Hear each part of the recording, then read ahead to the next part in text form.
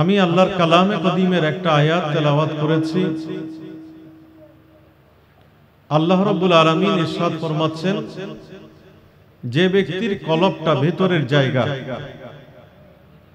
পরিষ্কার, সে আল্লাহর দরবারে কামিয়াবি সফলতা অর্জন করলো। জোরে বলবেন না সুবহানাল্লাহ। আমার নবী বলেন, ইন্না ফিল জাসাদি লা মুদগাতুন, বলে যে পুরা দেহের মধ্যে একটা ছোট্ট মাংস পিণ্ড আছে। ইজা সালুহাত সালুহাল জাসাদু কুল্লুহু, ওই ছোট্ট মাংসের টুকরাটা, মাংস পিণ্ডটা যদি সুস্থ থাকে, পবিত্র থাকে, তাহলে গোটা দেহটা সুস্থ পবিত্র।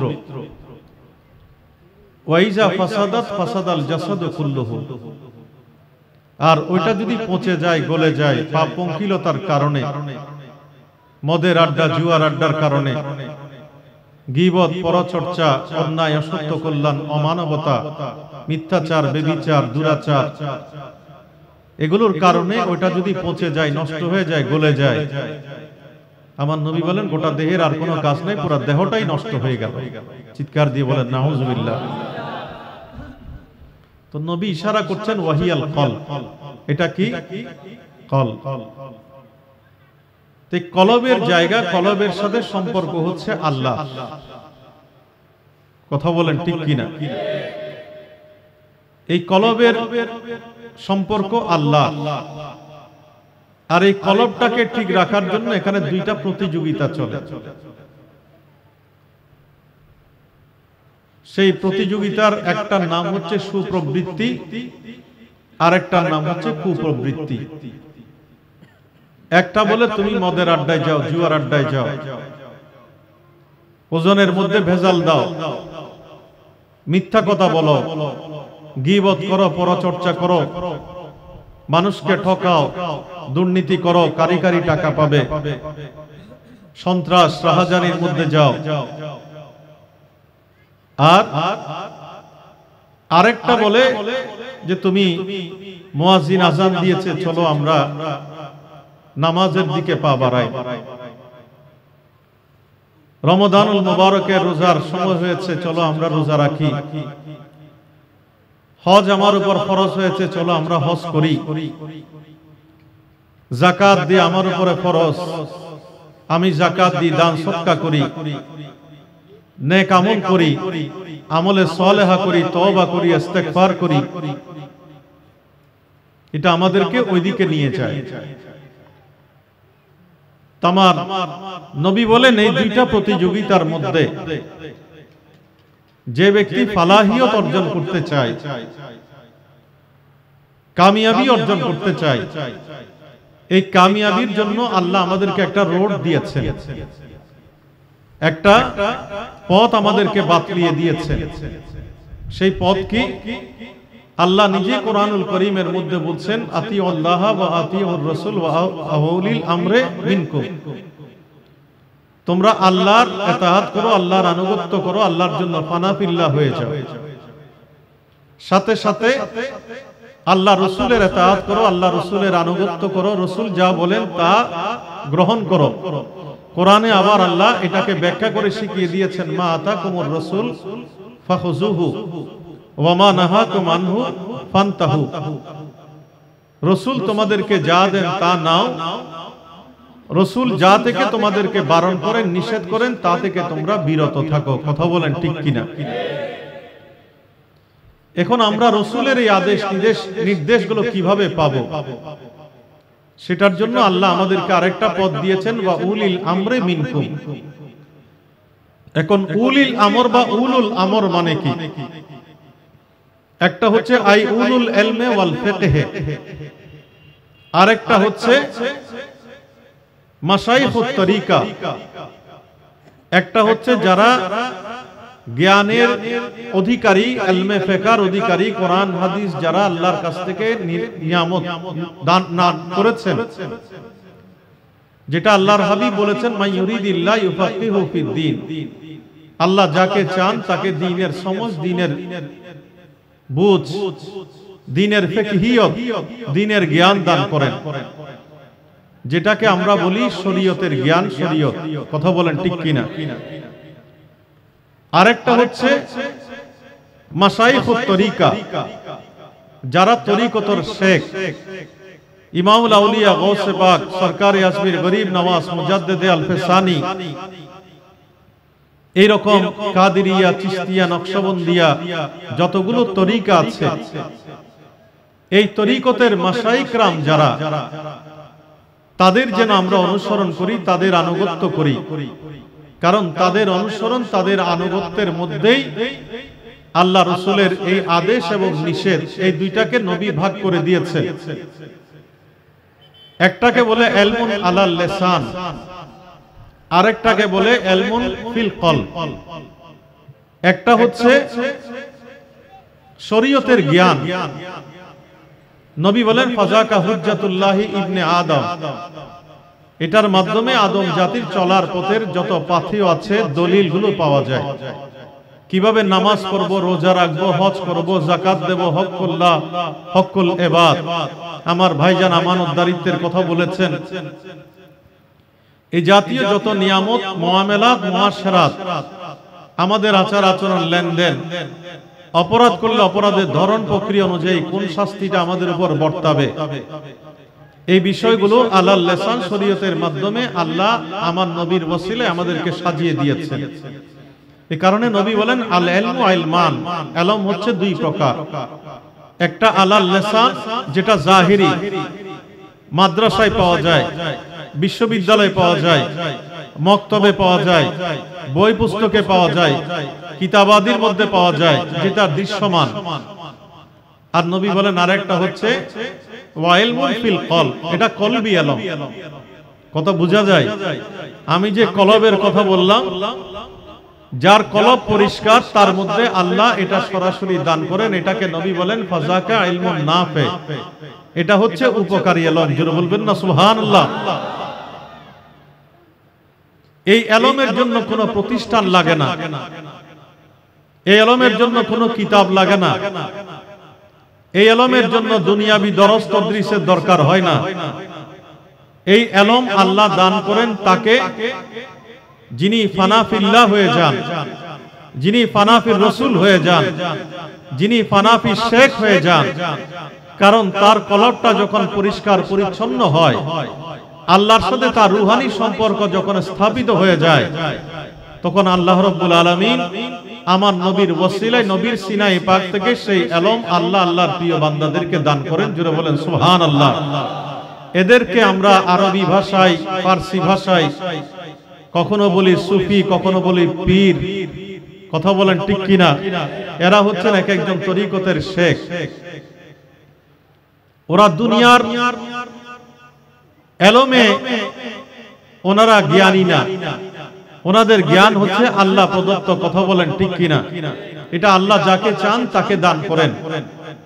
এখন আপনি যখন সেই ইলমুন নাফের দিকে চিন্তা করবেন, তখন সেই ইলমুন নাফে যারা লাভ করেছেন, তারা সিদ্দিকিয়তের মর্যাদা পেয়েছেন, তারা মুসলিহ বান্দা হিসেবে সালেহিনদের অন্তর্ভুক্ত হয়েছেন, তারা আল্লাহর আউলিয়া, আল্লাহদের অন্তর্ভুক্ত হয়েছেন। আমার নবীকে সাহাবারা জিজ্ঞেস করছেন, ইয়া রাসূলুল্লাহ, আউলিয়া আল্লাহ কারা? আমার নবী বলেন ইজারু যুকির আল্লাহ, যাদেরকে দেখলে আল্লাহর কথা স্মরণ হয়, যাদের অবয়ব দেখলে আল্লাহর কথা স্মরণ হয়, যাদের নামাজ দেখলে, রোজা দেখলে, হজ দেখলে, যাকাত দেখলে, আমল আখলাক দেখলে, চেহারা সুরত দেখলে আমার আল্লাহর কথা স্মরণ হয়, নবীর কথা স্মরণ হয়, তারাই হচ্ছে আল্লাহর ওলি। জুড়ে বলেন না সুবহানাল্লাহ।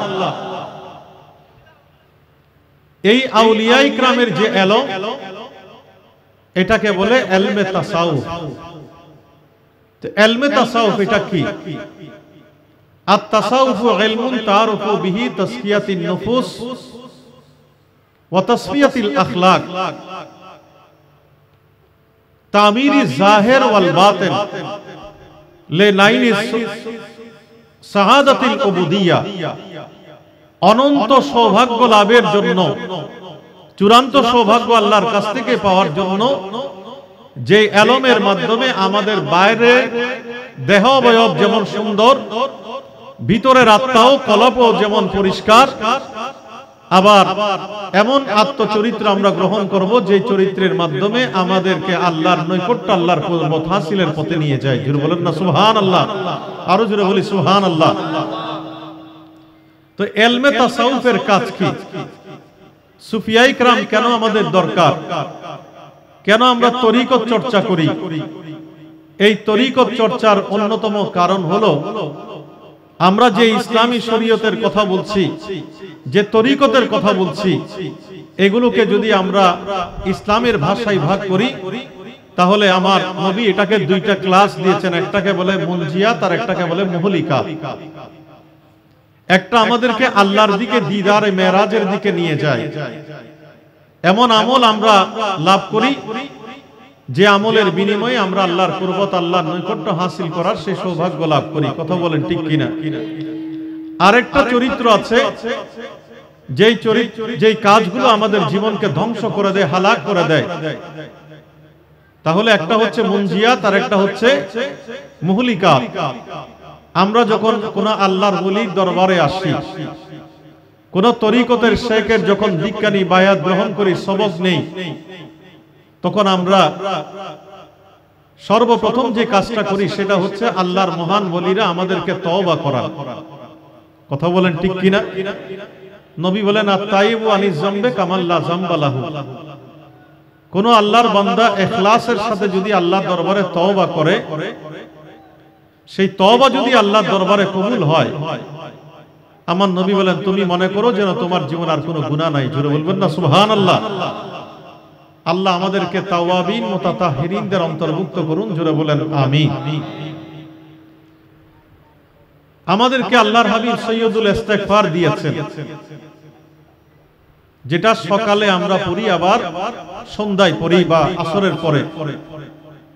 আল্লাহুম্মা আনতা রাব্বি লা ইলাহা ইল্লা আনতা খালাকতানি ওয়া আনা আবদুকা ওয়া আনা আলা আহদিকা ওয়া ওয়াদিকা মাসতাতাতু আউযু বিকা মিন শাররি মা সানাতু আবু লাকা বিনিমাতিকা আলাইয়া আবু বিযামবি ফা ইন্নাহু লা ইয়াগফিরুদ যুনুবা ইল্লা আনতা। আমার নবী বলেন যে ব্যক্তি সকালে এটা পড়লো, সন্ধ্যা পর্যন্ত যদি বেঁচে থাকে, ফাহুয়া মিন আহলিল জান্নাহ, ওই ব্যক্তিকে আল্লাহ জান্নাতীদের অন্তর্ভুক্ত হিসেবে কবুল করে নেন। জোরে বলেন না সুবহানাল্লাহ। আমার নবী বলেন আল্লাহর কোন বান্দা যখন সন্ধ্যায় হিনা ইউমসি, যদি সন্ধ্যায় মাসরের পর থেকে মাগরিবের সময় অথবা মাগরিবের পরে কোন আল্লাহর বান্দা যখন এই সৈয়দুল ইস্তিগফার পাঠ করে, নবীজি বলেন হাত্তা ইউসবিহু, যদি সকাল পর্যন্ত আল্লাহ ওই বান্দা দুনিয়ার মধ্যে বেঁচে থাকে, ওই তওবার মধ্যে দৃঢ় থেকে ইস্তেকামতের মধ্যে অতিবাহিত করে, ফামাতা, যদি মারা যায়, ফাহুয়া মিন আহলিল জান্নাহ, অন্য কোন আমল দিয়ে জান্নাতে যেতে না পারলেও রব্বুল আলামিন এই তওবা সৈয়দুল ইস্তিগফারের বিনিময়ে রব্বুল আলামিন তাকে জান্নাতি হিসেবে কবুল করে নেয়। কারো জোরে বলেন না সুবহানাল্লাহ। আমরা প্রতিদিন তওবা করতে চাই কি চাই না? কারা চাই হাত তুলি। আল্লাহ আমাদেরকে প্রত্যেক দিন তওবা করার তৌফিক নসিব করুন। জোরে বলেন আমিন। যারা আল্লাহর মহান ওলি, বুজুর্গ, গওস, কুতুব, আবদাল, তাদের তসবিহগুলো, তাদের সবকগুলো যখন আমরা দেখি, তখন তাদের সবকের মধ্যে, দৈনন্দিন কর্মকাণ্ডের মধ্যে অন্যতম হচ্ছে তওবা ইস্তিগফার। ঠিক না? আমার নবী বলেন ফাওয়াল্লাহ, আমি খোদার কসম করে বলছি, ইন্নী লা আস্তাগফিরুল্লাহ ওয়া আতুবু ইলাইহি ফি কুল্লি ইয়াউমিন ৭০ মাররা। আমি পার ডে, দৈনিক আমি আল্লাহর দরবারে ৭০ বারের অধিক আমি তওবা ইস্তিগফার করি। অন্য হাদিসে নবী বলেন ইয়া আইয়ুহান নাস তুবু ইলাল্লাহ, তোমরা আল্লাহর দরবারে তওবা করো। ফা ইন্নী আতুবু ইলাইহি ফি কুল্লি ইয়াউমিন মিয়াতা মাররা, আমি নবী পার ডে ১০০ বারের অধিক আল্লাহর দরবারে তওবা করি।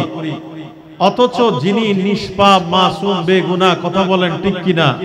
শুধু বেগুনাহ তা না, আমরা যারা গুনাহগার, আমাদেরকে আল্লাহ নির্দেশ দিয়েছেন ওয়ালাউ আন্নাহুম ইযলামু আনফুসাহুম জাউক ফাস্তাগফিরুল্লাহ ওয়াস্তাগফারা লাহুর রাসূল লাওয়াজাদুল্লাহ তাওয়াবার রহিমা। আমার নবী সমস্ত গুনাহ মুক্ত। আমার নবী শুধু গুনাহ মুক্ত তা না, আল্লাহ বান্দাকে নির্দেশ দিয়েছেন আমরা যখন গুনাহগার হই, নিজের নফসের উপরে জুলুম করি, আমরা যেন নবীর দরবারে গিয়ে তওবার হাত তুলি। আমার আল্লাহ বলেন তুমি যখন আমার নবীর দরবারে এসে পৃথিবীর যে কোনো প্রান্ত থেকে আমার নবীকে ওসিলা করে যখন আমার দরবারে তওবা ইস্তেগফারের হাত তুলবে, আর সেই তওবা ইস্তেগফারে আমার নবী যদি রিকমেন্ড করে, সুপারিশ করে যে আল্লাহ তুমি তাকে মাফ করে দাও, আমার আল্লাহ বলেন লাওয়াজাদুল্লাহ তাওয়াবার রহিমা, আমি আল্লাহকে তুমি তওবা কবুলকারী হিসেবে আমার বান্দা পেয়ে যাবে। জোরে বলবেন না সুবহানাল্লাহ? আরো জোরে বলেন না সুবহানাল্লাহ? এই মর্যাদা নবীকে কে দিয়েছেন? আরো জোরে, আরো গলা ফাটিয়ে, আরো চিৎকার দিয়ে, আরো মোহব্বতের সাথে। এই কারণে আলা হযরত বলেছেন ও খুদা নে মরতবা तुझको दिया न किसी को मिले न किसी को मिला कोई तुझे सा हुआ है ना होगा शाह कोई तुझे सा हुआ है ना होगा शाह तेरा मिसल नहीं है कसमे शबे तारों में राज़ोए ताओ सला दुनिया সালামুনিয়া হাবিবাল্লাহ। আমার নবী বলেন মান লাজিমাল ইস্তেগফার, যে ব্যক্তি জীবনের মধ্যে তওবা ইস্তেগফারকে লাজিম করে নিল, অপরিহার্য করে নিল, নবীর আমলের মধ্যে আছে যখন আমরা সালাম ফিরাই আমরা বলি লা ইলাহা ইল্লাল্লাহ ওয়াহদাহু লা শারীকা লাহু লাহুল মুলক ওয়া লাহুল হামদ ইউহয়ী ওয়া ইউমীতু আলা কুল্লি শাইইন কাদির। এটা পড়ার পরে আমরা দরুদ শরীফ পড়ি, নবীর উপরে সালাম দেই। আসসালাতু ওয়াসসালামু আলাইকা ইয়া রাসূলুল্লাহ, আসসালাতু ওয়াসসালামু আলাইকা ইয়া সাইয়্যিদি ইয়া নবিয়াল্লাহ, আসসালাতু ওয়াসসালামু আলাইকা ইয়া সাইয়্যিদি ইয়া হাবিবাল্লাহ। এটার সাথে সাথে নবীর আদব, নবীর শিক্ষা, মাশায়েখুত তরিকা যারা, তরিকতের পীর মুর্শিদ যারা, তারা দেখবেন বড় বড় আওয়াজ ইস্তেগফার পড়ছে। আমার নবী বলেন প্রতি নামাজ ফি কুল্লি দুবুরে সালাতিন মাকতুবাতিন, নামাজ থেকে সালাম ফিরানোর পরে যে ব্যক্তি তিনবার ইস্তেগফার পড়ে, সাথে সাথে রব্বুল আলামিন তার গুনাহ মাফ করে তাকে জান্নাতি হিসেবে লিপিবদ্ধ করে নেয়।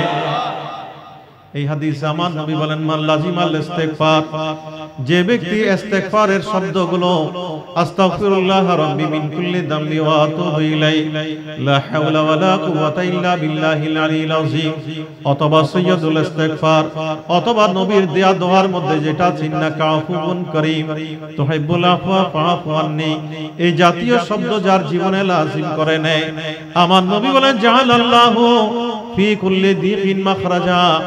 ও উম্মত রে আমার, তুমি যতই সমস্যার মধ্যে নিপতিত থাকো না কেন, তোমার পাহাড় পরিমাণ, সমুদ্র পরিমাণ সমস্যার মধ্যে যদি প্রপীড়িত থাকো, ফি কুল্লি দিকিন মাখরাজা, ওই জায়গা থেকে বের হওয়ার পর আল্লাহর পক্ষ থেকে তওবা ইস্তেগফারের শব্দ তোমার জন্য বাতলিয়ে দেবে। কারো জোরে বলি সুবহানাল্লাহ। সাথে সাথে নবী বলেন ওয়া মিন কুল্লি হাম্মিন ফারাজা, আমরা যখন পেরেশানির মধ্যে পড়ি, আমরা অনেক চিন্তার মধ্যে ঘুরপা খাই, মনে হয় যেন জীবনটা অসার, এখন এই জীবনটা চলে গেলেই বোধহয় ভালো, এরকম চিন্তা আমাদের মধ্যে কাজ করে। আমার নবী বলেন তুমি তওবা ইস্তেগফারের শব্দকে লাজিম করে নাও, তোমার জীবনের যত সমস্যা আছে ওই সমস্যা থেকে বের হওয়ার পর আল্লাহর পক্ষ থেকে তোমার জন্য আল্লাহ তৈরি করে দেবে। আরো জোরে বলি সুবহানাল্লাহ। সাহাবা ইকরামরা আল্লাহর নবীর কদম বকদম থেকে থেকে সেই নিয়ামতগুলো আমাদেরকে দিয়েছেন। সেই কারণে আমরা জাহিরি ভাবে এই নিয়ামতগুলো থাকলেও আমরা এগুলো আখজ করতে পারি না। আমরা যখন কোন তরিকতের শেখের অধীনে দীক্ষা লাভ করে যখন আমরা এই চর্চাগুলো প্র্যাকটিসগুলো করি, তখন আমাদের আপন আপন পীর ও মুর্শিদরা আমাদেরকে ওই পথগুলো বাতলিয়ে দেয়। যেভাবে আল্লাহর হাবিবের দরবারে আমার নবী দেখলেন, নবীর একজন সাহাবী মসজিদের মধ্যে শুয়ে আছে, সারা দিন সারা রাত কাটছে। আমার নবী তার কাছে গিয়ে জিজ্ঞেস করলেন, কি ব্যাপার? আমি তোমাকে দিনেও দেখেছি মসজিদের মধ্যে, আবার রাতেও দেখলাম মসজিদের মধ্যে তুমি শুয়ে আছো। বলে, ইয়া রাসূলুল্লাহ, পেরেশানি চিন্তা আমাকে এমন ভাবে গ্রাস করেছে, আমি মসজিদের মধ্যে শুয়ে থাকা ছাড়া আর কোনো উপায় দেখছি না। আমার নবী রাহমাতুল লিল আলামিন সাথে সাথে বললেন, আমি তোমাকে একটা দোয়া শিখিয়ে দিচ্ছি। আল্লাহুম্মা ইন্নী আউযু বিকা মিনাল হাম্মি ওয়াল হাসনে ওয়া আউযু বিকা মিনাল আজসি ওয়াল কাসলে ওয়া আউযু বিকা মিনাল জুবনে ওয়াল বুখলে ওয়া আউযু বিকা মিন গালাবাতিদ দাইন ওয়া কাহরির রিজাল। বলে যে এই আমলটা তুমি করতে থাকো, বলে যে তোমার ঋণ থাকলে ঋণ পরিশোধ হয়ে যাবে, পেরেশানি থাকলে পেরেশানি মুক্ত হয়ে যাবে, তোমার মধ্যে যদি কৃপণতা থাকে তুমি উদার একজন সখী মুত্তাকিতে পরিণত হয়ে যাবে। দেখা গেল এক সপ্তাহ পরে তিনি এসে আমার নবীর দরবারে বললেন, ইয়া রাসূলুল্লাহ, আমার সমস্ত পেরেশানি মুক্ত হয়েছে, কারণ আমি ঋণগ্রস্ত ছিলাম, আমার সমস্ত ঋণের বোঝা এখন হালকা হয়ে গিয়েছে। জোরে বলেন না সুবহানাল্লাহ।